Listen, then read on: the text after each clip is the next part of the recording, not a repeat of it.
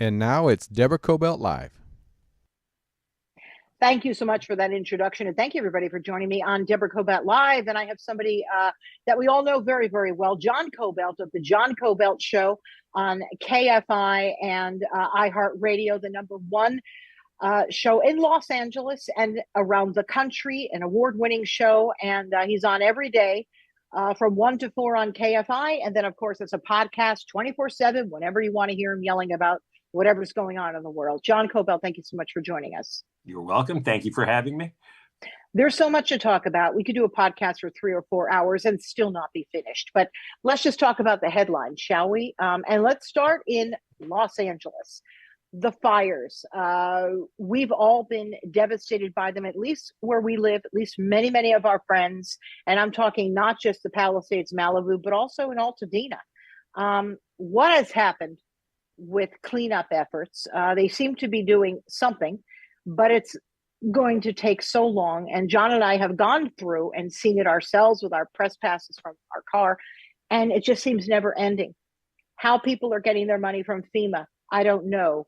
Building costs, which are going to be going up. Could you answer some of these questions for me, please? It's an incredibly slow grind. Yeah. You know, you can't wipe out, I forget exactly how many homes. It was maybe 8,000 homes, and not have it take forever, especially with the government we have. Wait, are you talking 8,000 homes only on the west side? Because I think in the Palisades, because we've seen that, right? Yeah, now, I believe collectively it's about 19,000 homes. That's a lot of homes. Yeah, you add Altadena and Malibu and anything else. Yeah. That is going to take 5 to 10 years, at a minimum, and there's no way around it for a lot of obvious reasons.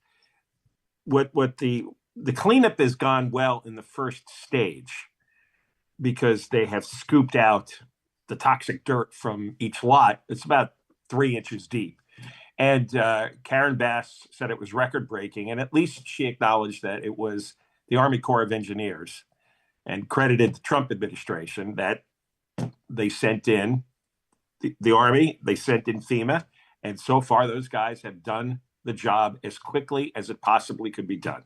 Now, the next thing is removing debris, all the furnishings that were partly burnt or structures that partly collapsed. It's not just the dirt, it's everything else. So that is phase 2. That's going to go on for many months.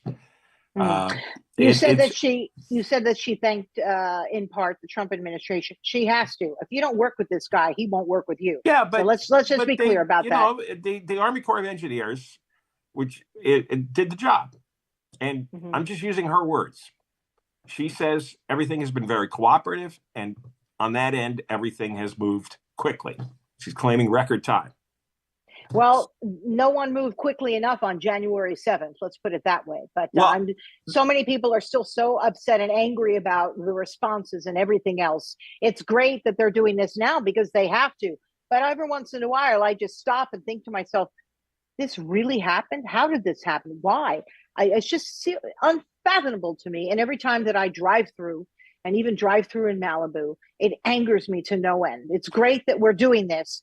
But what's going to happen on the back end when they're ready? No, I know, and I don't want the limited good news about the cleanup to erase the memory of how terrible our government was in allowing this to happen to a large extent. It should have been mitigated considerably. And what really drives me crazy, and I work with somebody at the station who lost his house entirely, and we have many friends. So I've talked to a number of people, and their current state of mind is a deepening anger and resentment because nobody in government has explained themselves yet. Nobody has said why the reservoir was empty, for example, why there weren't more firefighters on the scene, why the fire hydrants didn't work, and on and on and on. It was they sent firefighters home. The hydrants didn't work. There was no water supply, and I've heard from so many people who said they were standing in the street with their own hose, and no firefighters showed up for hours and hours. That's an anger and frustration that will never go away, and they have to acknowledge this at some point. But next round, we just need different leadership, right? I mean, you wonder, would something like this have happened under Rick Caruso's watch? Very No. likely not, because he was prepared. He was prepared for himself, and he would have prepared the city. I firmly believe that. I have no proof of that, but that's what I believe. So we really need to look at our leadership moving forward. That's what it is. It's practical decisions. You cannot fund a fire department at a 50% level. And that is the truth. LA is funded at a 50% level for its fire department. Nationally, the recommendation from these councils that research these things say you should have 2 firefighters for every, 1,000 residents. We have less than 1. We actually should have double the personnel, double the fire trucks, double the everything, double the budget. That's another thing. There were 100 fire trucks broken and on blocks in garages because we don't have the mechanics. You need double the mechanics. They funded the fire department at pretty much the same rate that they did in the 1960s. And eventually you do that long enough and there's a disaster and there's nobody around to put the fire out. You said you need the budget for that. Los Angeles is out of money, but it's not out of money because they were funding the fire department and the police department. It's out of money for other reasons. Almost. Can we talk? All right, but let's talk about that. And by the way, I am all for funding programs for homeless because they need help. We need help to help them. But here's the big question. Where does all that money go? Does it really go to help the homeless? Getting stolen. It's absolutely getting stolen. We're putting in $1.3 billion in LA for homelessness. We only spent $800 million on the fire department. We didn't have that $1.3 billion, let's say 10 years ago. They didn't spend that kind of money. Now they do. It's created an enormous racket, a lot of fraud, a lot of criminals. And the U.S. attorney for the Los Angeles district, he just got appointed a few days ago. He's doing a massive multi-agency federal investigation because this nonprofit system is filled with criminals. And I think you're going to see spectacular headlines in the coming months, in the next couple of years, because they did an audit. You always talk about doing a forensic audit. And I didn't even expect that this would be the outcome. But there was a federal judge, because there's a lawsuit going on. And he said, well, I want a forensic detailed audit of what goes on with the LA Homeless Agency, LAHSA it's called, Los Angeles Housing Services Authority. They did the audit and they found there's $2 billion, $2 billion with a B, unaccounted for. Like maybe they know when it was paid, but maybe they know who it was paid to, but they don't know what it was for, and they don't know whether it worked. And and so the reality of the situation is that a lot of parasites have attached themselves to a lot of government programs and a lot of government agencies. And I think the reason you hear so many people squealing about budget cuts, whether it's national, state, or local, is because a lot of politicians are in on it. They've got their brothers and sisters and brothers-in-law and friends and business associates who have formed these bogus nonprofits and have just built the system because you can. This is about the 5th example just in the last year that I've seen of massive multi-million-dollar bilkings of one agency or another that they're admitting to. This is stuff that the government admits to, right up to the governor. So it's been a slot machine for these people. I always talk about the train to nowhere, which always really pissed me off. That's because we could have used a train going back and forth to Northern California, when our kids were in school there, right? But they never seemed to be building it, or if they did, it was, wasn't working, and they made all excuses. And good Lord, look at around the world, so many train systems that'll get you to even the tiniest town through a mountaintop. It can work, and it would work, but it wasn't built, and nobody knows where the money is. That really blows my mind. You know what the thing is? The people on the inside know. The people running high-speed rail never intended to build a rail line. And that's hard for people to accept. That from day one, they knew this was a big racket that they could milk for decades. And they did. The people who work in the homeless industry never intended to help the homeless. It was about setting up an infrastructure, making people feel guilty. Oh, aren't you compassionate? Don't you care about the homeless? Every one of these scams has an emotional manipulation component to it. And people feel sad. People feel sorry. Sure, I'll pay another penny on the sales tax. Sure. They collect billions of dollars. They never intended to help the homeless. They never intended to build a rail line. It's not that they're that stupid. Nobody's that stupid. It's not that they can't do math. Of course they can do math. It's not that they're that incompetent at construction. It's that these projects were set up to steal the money. They made you guilty about financing the train. Well, the climate is warming, we have to do something. We can't put all this carbon dioxide into the air. You can't drive as much. There is not one of these that does not have an emotional manipulative hook to it. And you got to give them credit. They perfected the system, and very little interest from the media to investigate. It's interesting that you said that, because where is the media, right? You and I are from back east, and I'm pretty sure that the media back east is a little tougher, right? Our media just sort of lets a story die. And when you look at the income tax rate, the state income tax, we are number one, right? We have the highest income tax in the entire nation in California. You look at our sales tax, that just went up, which I think is mind-boggling. Highest sales tax in the nation, highest gas tax in the nation, highest income tax in the nation. And now let's look at our housing prices are outrageous.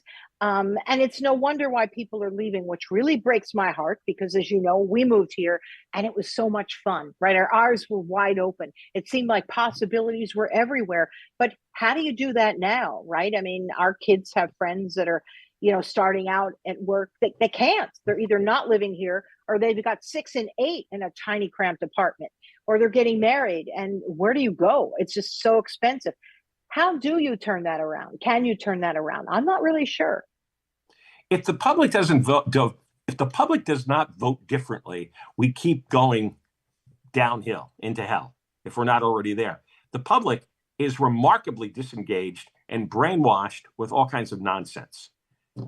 People seem to stop caring about 10, 12 years ago, once social media took hold, once they got iPhones. And I was in the park this morning, and people are walking around, mothers, dog owners, they've got 3 dogs, they're looking at the phone. They got their kids, they're looking at the phone. And they're not reading the news. Maybe they see 2 paragraphs on their feed scrolling. They don't spend time watching television. They're not sitting down and reading the LA Times. And the LA Times has been basically defunded. They have very young, inexperienced reporters, and the Times and the TV stations have been infected with all this woke ideology, all these progressive people. And so they don't criticize the administration. They don't criticize the government, because you have progressive Democrats running all levels of government. So you don't criticize people in your own tribe.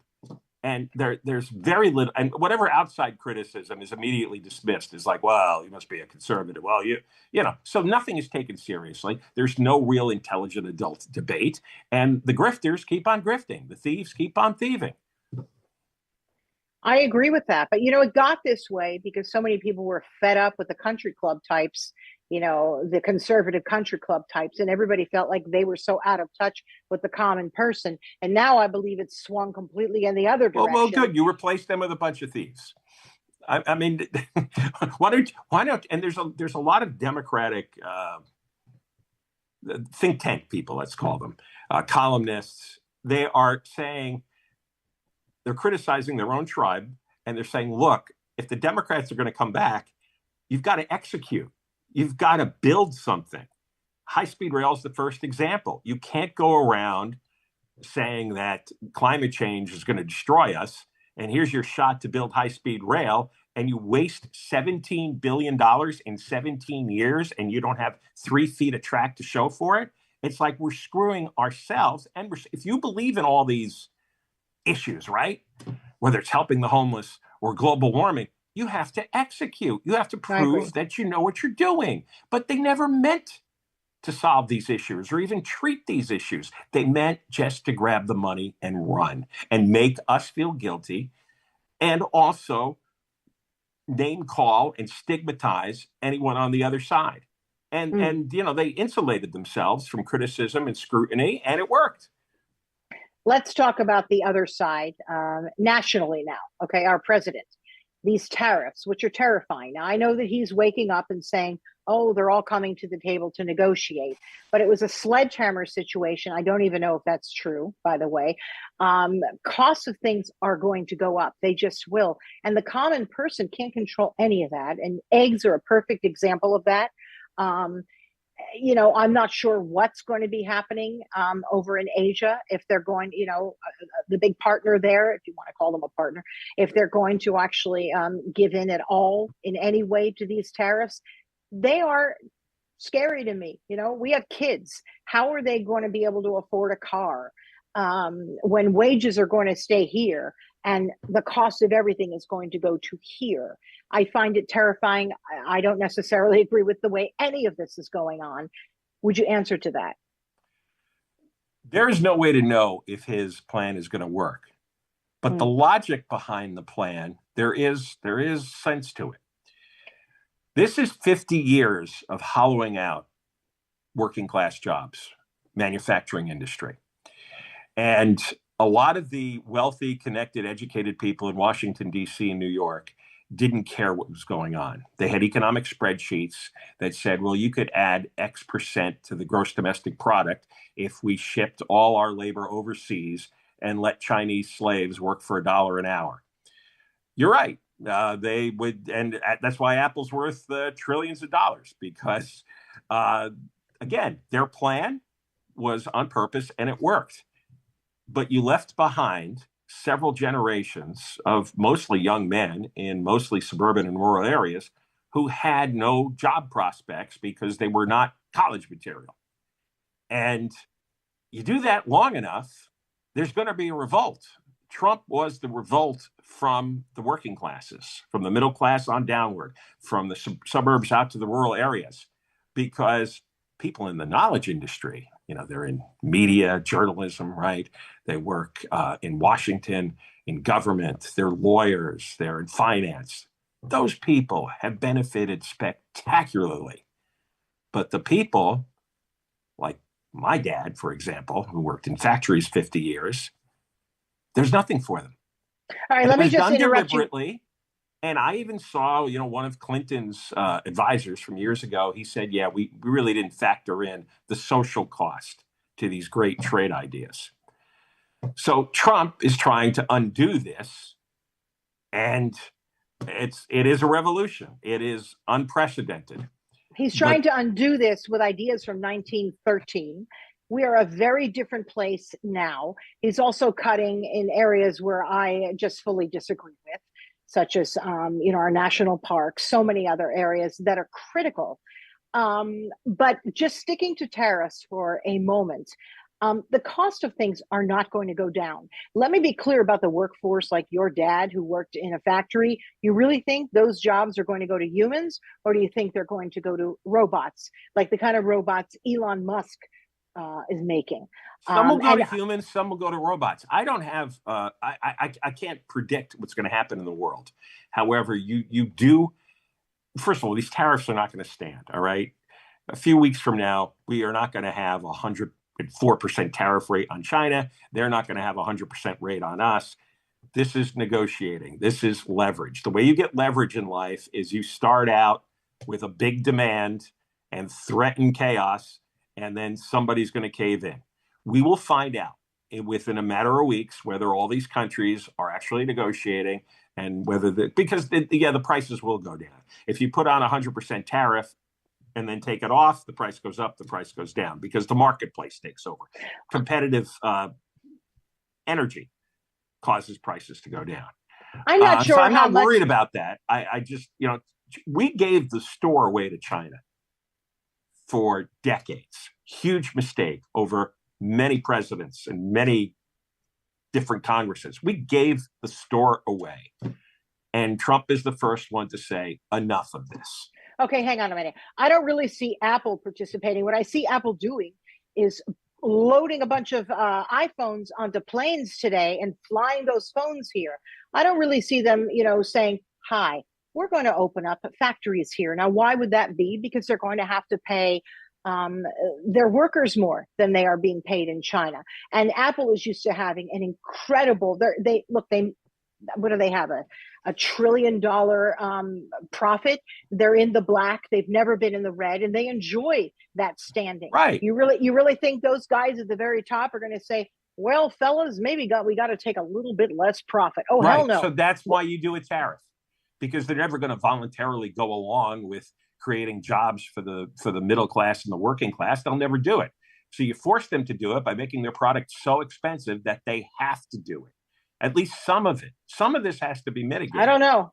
I just don't know. I really don't know. And people's savings, oh my God, even just looking at anyone's savings, whether you have a small amount or a substantial amount, it's outrageous what's happening. And now, of course, the president says it'll come back. When will that come back? It'll come back when the tariffs are taken off, when he does the negotiations with all these countries.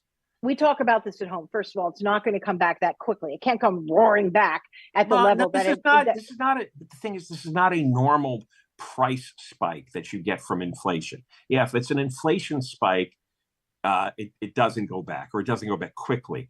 But when you have a temporary tariff put on as a leverage point in a negotiation, when the negotiation is over, the tariffs are rescinded, then yes, the prices will go down instantly. You know, the price of eggs shot up dramatically because of bird flu. Now, once bird flu ran its course and they produced more chickens who weren't sick, the price of eggs started going down. So when you have these outside unusual shocks, there is a rubber band effect. Okay, but here's what doesn't happen. They're never going to go down all the way, because they're not. The eggs won't. The price of whatever's going up won't. It might go down a little bit. Let's just say, to your point, wages by no means will go up to meet that. And if anything, people are losing their jobs. There's going to be unemployment, which the administration doesn't really seem to be interested in, and even paying out for those things. I mean, you know, they're looking at everything from Social Security. Coming from a standpoint is that administration wants to blow up the economy, make life unaffordable, and put millions of people out of work. Now, that's not the purpose of this. So it's not. They didn't get in there to destroy the country. They went in there to try to return manufacturing jobs to America, which we have bled away for 50 years. China is an unfair trading partner. There's nobody who disagrees with that. Hang on. No, hang on. Our show might be already outdated. My engineer just texted me this. Trump has paused tariffs for 90 days on most countries except for China. The markets are up 2,000 points. Is that true? Can you look on your phone while we were on the show? I'll believe you. No, I heard that was a possibility, because now they're going to spend 90 days negotiating with 100 countries to set new tariff levels either way. These countries realized he's serious. See, he can take a lot of pain. He can play chicken better than anybody I've ever seen. And so they see, because people think he's crazy, they're afraid. And eventually he sits there with his arms folded and said, I'm not budging. But remember, as much damage as it would do to our economy, it does way more damage to their economies. We have 36% of the market in the world, a consumer market. We buy 36% of all the consumer goods in the world. Our country is 25% of the overall economy. We can call the shots if we want. We should call the shots. And so Trump is reverting back to the idea of America as a great economic power, and America is going to create this economic world for everyone else. Okay, I want to say in 90 days, there'll be 100 countries. Everyone will have tariff agreements. China is going to be the outlier, but now they're standing by themselves, and they're going to have to deal with their own set of consequences if they stick to that. You know, I sometimes wonder how this was manipulated, because who can really afford to jump back in the market with this, 2,000 point increase? It's the billionaires and the super mega wealthy, right? I mean, that's why you don't sell. When there's an outside event, you don't sell. You just think it through. Step 2, 3, 4, 5. It's like a game of chess. Do you really think any president is going to blow up a relatively healthy economy? No.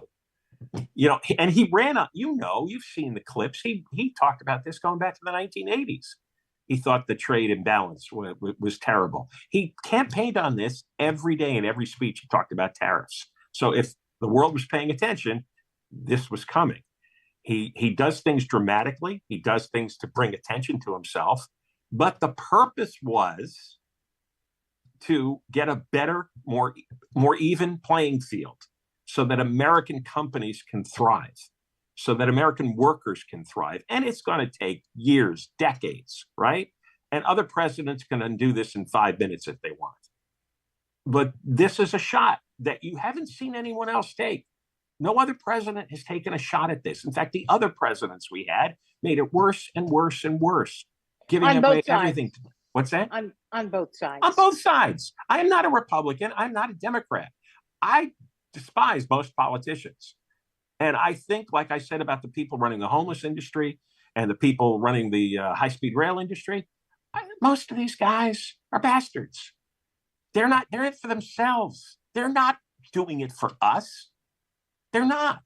But people have this childlike, immature view that, oh, my president, my governor, my mayor, they care about us. No, they don't care about you. And they don't care about the homeless. And they don't care if you can get from LA to San Francisco as fast as possible. They don't care. It's a whole, every one of these things is to make you feel guilty so they can create an infrastructure and they can bilk you out of your tax money.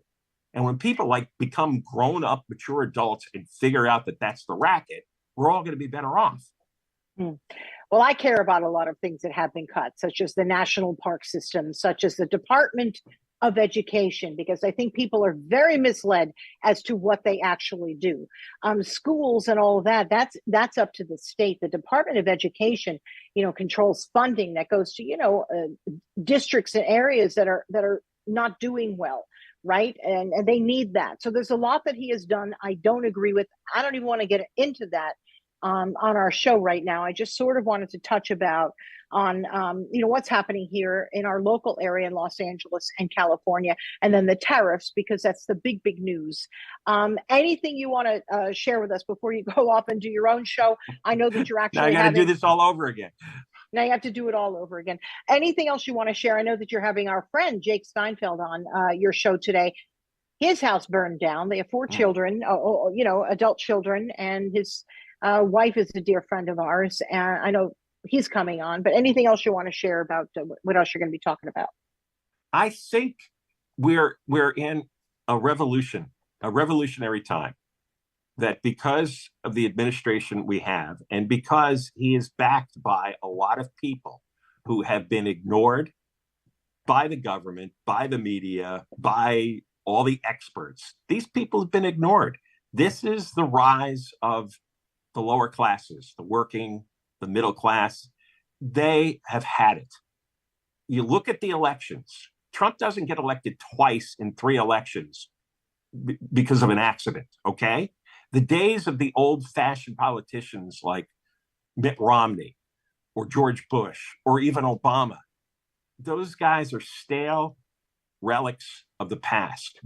You're going to see more people on both sides because the Democrats are going to have to compete with the Trump energy. They're going to have their own energetic, charismatic, revolutionary thinker.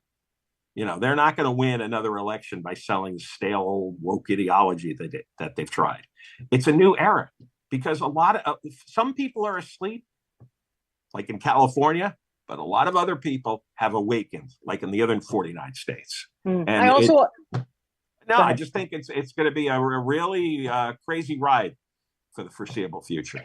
I also want to have you back on, not today, to talk about immigration. There's a lot that this country was founded on immigrants. And you might say, look how my family came in. It was a different time after a wartime when people were coming in, or tremendous poverty.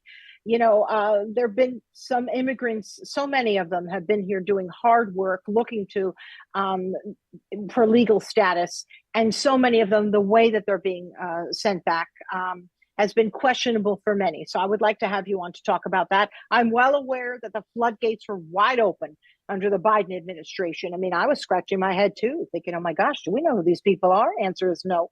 But I also understand why many of them were flooding. Can I say just one thing about that? Yes. I remember for years, and I had these people on the air, Republicans and Democrats. They said, oh, it's very complicated root causes of immigration. It's very difficult to slow the flow. And you had in the Biden administration, they were saying, well, we need Congress, we need these bills passed, we need this, we did that. Trump takes over and simply said, we're enforcing the law, nobody gets over. And it stops to almost zero. Sometimes it's the same thing with the homeless situation here. If you say we're enforcing the law, this stops, and every guy we find is going to be forced to make another choice, things get better rapidly. It's a lack of will, or you are connected to the scam. You are profiting from the scam, so you come up with ridiculous excuses as to why we can't solve the problem. He solved the illegal immigration problem basically in a day. You could solve this homeless problem very quickly. You take action. And if you don't take action, what does that mean? It means maybe you're compromised. Maybe you and your network is profiting in some way from this. There's a lot that what he's done with immigration, though, that has been questionable. I do want to get into that at a different time, because I know that you have to leave to do your own show over in Burbank. So I appreciate your coming on very much. John Kobylt of the John Kobylt Show on KFI and iHeart Radio. Thank you very, very much for joining us. And you can find my show, Deborah Kobylt Live, which has about this much of an audience compared to John's this much of an audience. So I so appreciate you coming on. And by the way, I'll give you a lot of promotion today. Oh, you must. But I appreciate you coming on. And by the way, I have to say, people always ask me, what's our dinner conversation like? It's not this civil. How about that? I will get very irritated at some of his points of view, because I consider myself right. We should broadcast our dinners. That would be like, oh my gosh, could you imagine? That would be very interesting. We should put a camera in our kitchen. That's right. Night when we're discussing this, because very often we do not see things the same way. We should do one of those trashy reality shows. That's an idea. Yeah.